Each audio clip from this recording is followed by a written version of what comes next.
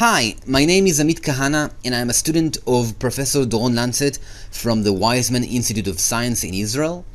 And today I'd like to talk to you about compositional attractors and why we think they are so important for the study of the origin of life. We in the Lancet group approach the origin of life from a systems chemistry perspective. And specifically, we believe in the lipid first scenario, a scenario that we have developed and promoted over the years. And so I'd like to first start by describing it to you so you'll get the principles of how we think life has emerged. So imagine a primordial setting in which we have lipids, simple amphiphiles of many different types, that can spontaneously self-assemble to generate micelles, nanoscopic lipid assemblies of many different compositions. Some assemblies would have unique compositions that could be preserved over time. This is due to the mutually catalytic interactions between constituent lipids. And the composition would be retained over growth and split events from which progeny is generated with some compositional mutations that underlie selection and further evolution. Now, this cycle of compositional reproduction can be repeated again and again, and down the road it will produce more elaborate protocells, such as the consensual model of a protocell that we in the community adhere to. And you can read more about the chemistry and the principles of our models and scenario in our papers, specifically in our Nature Reviews Chemistry that hopefully will be published soon. And what is very interesting to us, and specifically in this project, is the notion of homeostatic growth. What makes an assembly retains its composition over growth and split events? This is a crucial aspect of the lipid first scenario. And this is exactly what we are researching in the lab using the GARD model, a rigorous chemistry kinetics formalism that's highly based on nature-like parameters. What we do is simulate assemblies starting from random compositions and just let them run and see what emergent properties we find. Now, curiously, these assemblies reach a composome state in which they can self-reproduce very fast, which is quite strange because these compositions are very rare in compositional space, and yet the simulations again and again reach them very fast. And this has been bothering us for a while, so we performed some new analysis and formally proved that these composome states are actually dynamic attractors in compositional space. So what are dynamic attractors? Let's run through the definition. An attractor is an area or section in our space, in our example, compositional space, towards which a system tends to progress or evolve.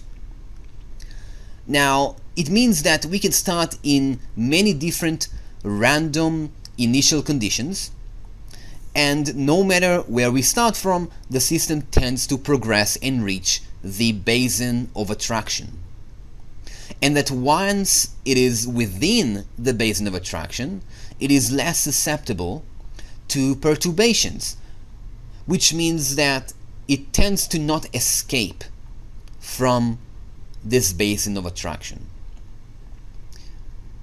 So we come to the question, are composomes dynamic attractors?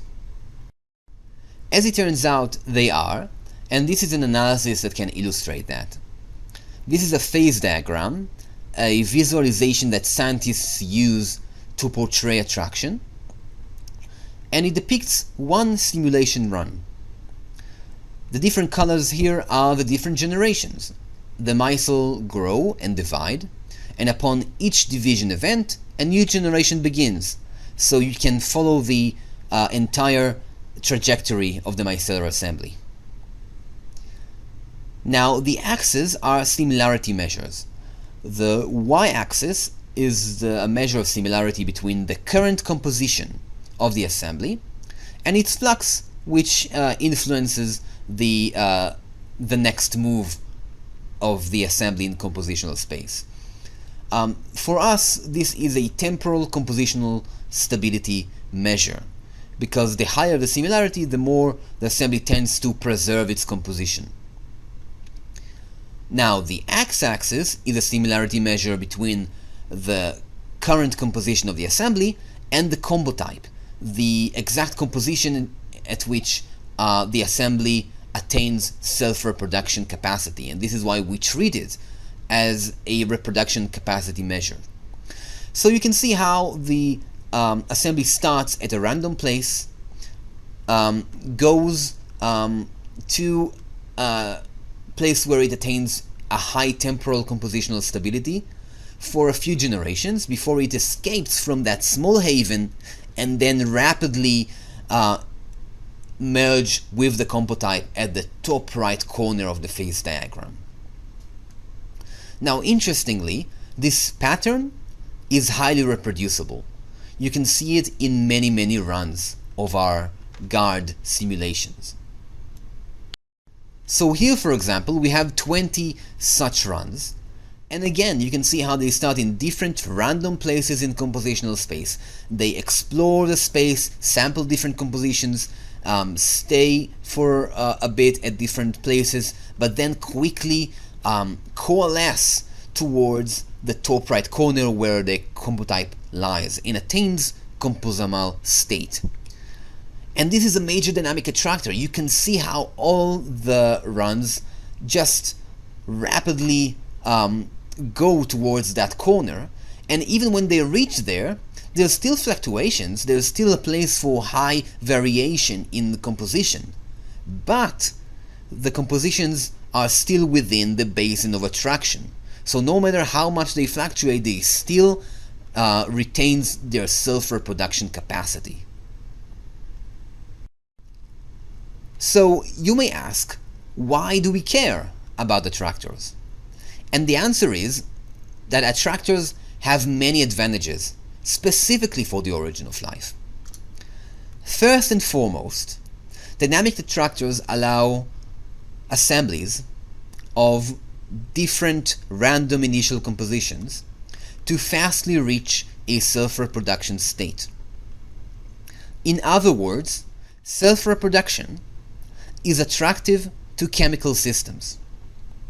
This is important because it means that the emergence of life becomes much more probable for simple chemical systems. Attractors also assist the assemblies to reach self-reproduction in the face of the many challenges that come with a prebiotic setting. Among them, the high environmental molecular diversity of the different lipids that's surrounding the assemblies, the uneven or fluctuating concentrations of these lipids, and the varied levels of catalysis, high catalysis, low catalysis, and anything in between. These are parameters that we are exploring in our project currently. And a more theoretical thought, we see systems in which there are many combo types, not only one, and that we see transitions between combo types. And these transitions are governed by the attraction of each of the combo type state. And so we can describe the evolutionary routes, the transition between the combo types based on their attraction, which I think is very interesting. To finish, here are some conclusions and take-home messages about the project and about why I think attractors are cool and are important for the study of the origin of life. So first, we discovered that mixed micelles can self-reproduce and that their self-reproduction state is a dynamic attractor. This means, and I will iterate this point, that self-reproduction is attractive to chemical systems. We further explored and found that the attraction stems from the inherent mutually catalytic interactions between the constituent lipids of the assemblies, the different simple molecules in the system, and that the attraction towards self-reproduction actually helps to mitigate the challenges of existing in a prebiotic setting, as I have described. Additionally, for assemblies that exist within the basin of attraction, there is still room for compositional variation and optimization, as we've seen in the phase diagrams. And this is necessary for selection and further evolution towards life as we know it.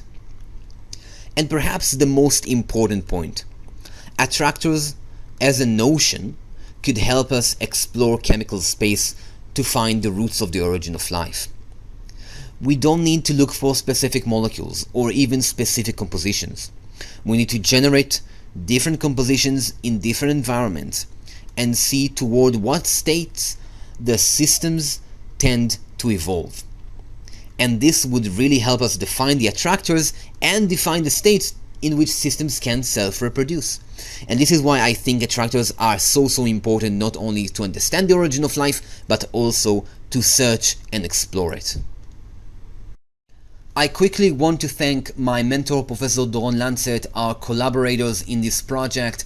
Here is my email. You can contact me with any question or comment, or just speak to me during this conference and read our papers, engage with our science, and have a great conference. Thank you for listening.